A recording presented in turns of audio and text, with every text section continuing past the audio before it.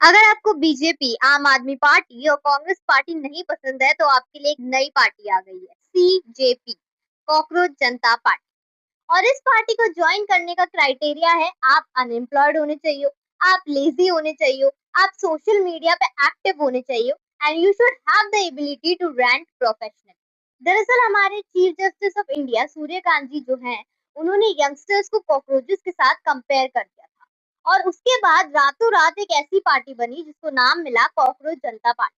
और कॉकरोच जनता पार्टी ने कुछ ही दिनों में 20 मिलियन से भी ज्यादा फॉलोवर्स जो है वो गेन कर लिए और अपना एक अलग ही फैन बेस बना लिया। इस पार्टी ने ये वादा किया कि ये यंगस्टर्स के लिए आवाज उठाएगी और ये ऐसे मुद्दे उठाएगी जैसे कि वुमेन रिजर्वेशन है, नीट है, सीबीएसई है, पेपर लीक है, ये सारे मुद्दे वो उठाएगी और हमारी जो सरकार है उसे क्वेश्चन करेगी इस बारे में। और इसी चक्कर में सारे यंगस्टर्स जो है वो इससे अट्रैक्ट होते गए और सब ने इसको फॉलो करना स्टार्ट कर दिया और इसके सपोर्ट में सब खड़े हो गए। बट इसके जो फाउंडर हैं अभिजीत दिपके, उनके ऊपर सवाल उठने लगे कि वो खुद तो इंटरनेशनल रहते हैं, वो खुद तो इस देश के सदस्य नहीं है, आखिर वो कैसे समझेंगे कि इंडिया में क्या चल रहा है, आखिर उन्हें कैसे समझ आएगा कि यहाँ इंडिया के लोगों को किस चीज की जरूरत है, किस चीज की जरूरत नहीं है।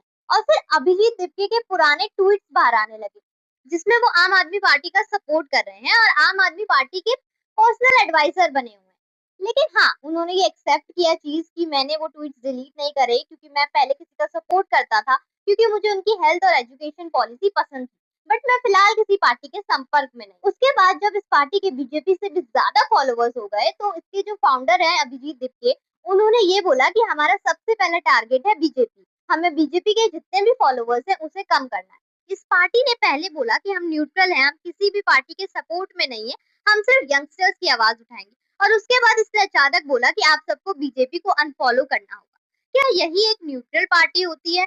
मुझे तो नहीं लगता। लेकिन जैसे जैसे कॉकरोच जनता पार्टी को सपोर्ट मिल रहा था वैसे ही उसका ट्विटर हैंडल जो है वो बैन हो गया। अब समझ ये नहीं आ रहा कि ये ट्विटर हैंडल बैन हुआ क्यों।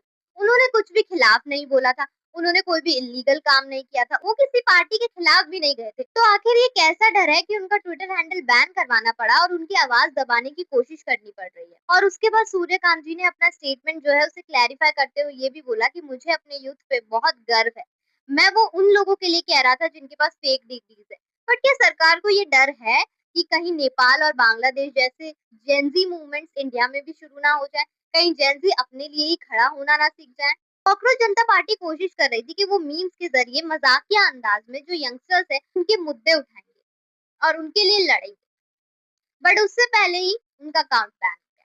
कुछ लोगों ने ये भी बोला कि चलो अब इंडिया में जो है अनएम्प्लॉयमेंट सर्वे नहीं करना पड़ेगा, सब लोग जो है कॉकरोच जनता पार्टी के अकाउंट में मिल जाएंगे।